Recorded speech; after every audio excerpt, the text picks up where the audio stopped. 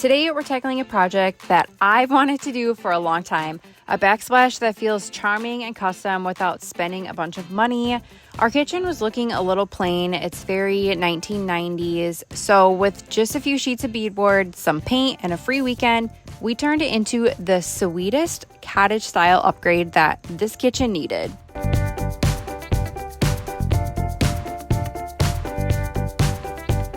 Our kitchen isn't huge, but we did buy 3 sheets of the beadboard. We bought a few of this quarter round trim and then a large piece of trim for the very top. It all depends on what kind of style you want for the trimmings. We just went a little simple with it. Once I got home though, we immediately started removing everything from the walls and countertop. And of course, we measured before we even went to the hardware store, but we did have to measure more once we got home. Now, this was a little challenging. I definitely would say you need 2 people to do this part.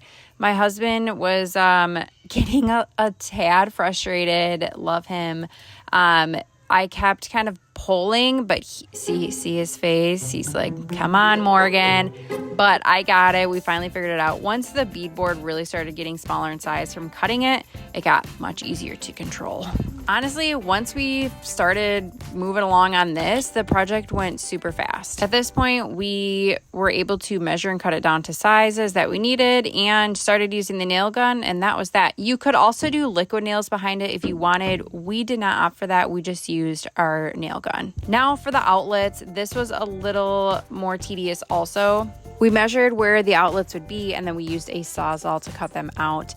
Another thing that we did have to do is get outlet extenders because they were just not, they were too far in and we needed it flush with the beadboard. So that is something to keep in mind also. Then we cut our trim to where we wanted it. This really depends on the style of your kitchen and your different nooks and crannies of your walls. So we did a little bit of jimmy rigging with that. Then I went through and caulked all of the seams and little areas again where we did have to kind of just make the best of it with the trim. I let that sit overnight, so this is the next day. I am literally using a handheld little sander and I am sanding down the beadboard. Now I'm wiping it clean. This is gonna help our paint stick better, so any type of gloss finish on there, I removed that. My husband went to our local hardware store and there was a huge table of clearance paint, and somehow this paint was sitting on the table. It was literally $5 and this color is gorgeous. It was pretty much exactly what I was thinking I wanted to paint. So hats out to him. Great job picking this color. I really do love it. So I just went through, I did 2 to 3 coats of all of the beadboard, all of the trim. I just literally used a tiny paintbrush for like arts and crafts to get all the way up on the trim on the top and bottom. And here's the before for a reminder, and this is the after.